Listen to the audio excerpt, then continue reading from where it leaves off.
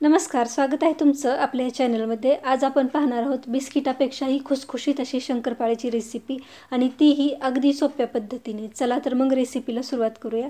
शंकरपाळी बनवण्यासाठी सगळ्यात अगोदर आपण गॅसवर एका भांड्यामध्ये 1 वाटी दूध, 1 वाटी साखर आणि 1 वाटी तूप घालून घेऊया आणि गॅस आपल्याला चालू करून हे जे मिश्रण आहे ते अगदी यातली जी साखर आहे ती विरघळेपर्यंत गरम करून घ्यायचं आहे। हे मिश्रण जे आहे ते आपल्याला उकळवून घ्यायचं नाही, फक्त साखर विरघळेपर्यंत हे गरम करून घेणार आहोत। तर इथे आपली जी साखर आहे ती छान अशी विरघळलेली आहे। आता हे जे मिश्रण आहे ते गॅसवरनं खाली काढून घेऊया आणि थंड करण्यासाठी ठेवून देऊया। इथे तुम्ही दुधाच्या ऐवजी 1 वाटी पाणी पण यामध्ये घालू शकता। आता हे जे मिश्रण आहे ते छान असं थंड झालेलं आहे। आता यामध्ये आपण चिमूटभर मीठ घालून घेऊया आणि या मिश्रणामध्ये जितका बसेल तितका आपल्याला यामध्ये मैदा घालून घ्यायचा आहे। किंवा तुम्हाला जर गव्हाच्या पिठाचे शंकरपाळे बनवायचे असतील तर मैद्याच्या ऐवजी तुम्ही यामध्ये गव्हाचं पीठ पण घालू शकता। तर आता हे जे मिश्रण आहे ते आपल्याला अगदी घट्ट असं मळून घ्यायचं आहे। इथे मला हे पीठ मळण्यासाठी 4 वाट्या मैदा लागलेला आहे आणि याचं वजनी प्रमाण अर्धा किलो होतं।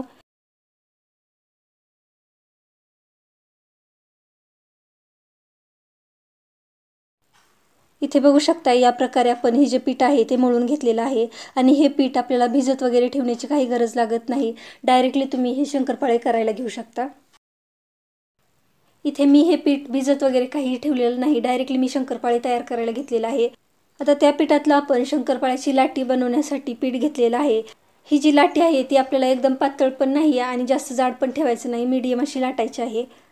तर या प्रकारे आपण ही जी लाटी आहे ती लाटून घेतलेली आहे। आता याच्या साईडच्या ज्या कडा आहेत त्या कट करून घेऊया आणि याला शंकरपाळ्याचा शेप देऊन घेऊया। तुम्हाला हव्या त्या आकारामध्ये लहान मोठे तुम्ही हे बनवून घेऊ शकता।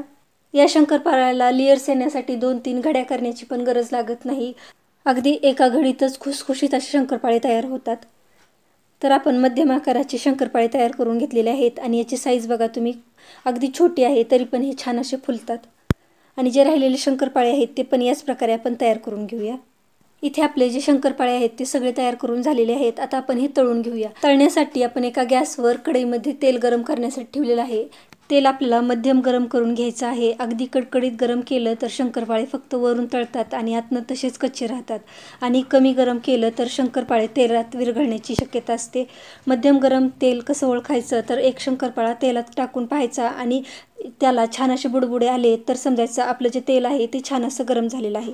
आता हे जे शंकरपाळे आहेत ते सुरुवातीला आपल्याला 2 मिनिट मध्यम गॅसवर आणि बाकीचे एकदम लो गॅसवर तळायचे आहेत। तर बघू शकता एकदम छान असे आपले हे जे शंकरपाळे आहेत ते तळलेले आहेत आणि राहिलेले शंकरपाळे पण आपण याच प्रकारे तळून घेऊया।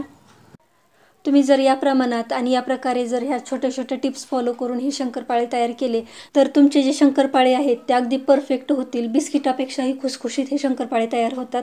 तर नक्की ट्राय करा आणि आजचा व्हिडिओ कसा वाटला तो पण नक्की कमेंटमध्ये लिहा आणि माझी गॅरंटी आहे या प्रकारे जर तुम्ही शंकरपाळे बनवले तर तुमच्या घरातल्या सगळ्यांना हे शंकरपाळे आवडतील।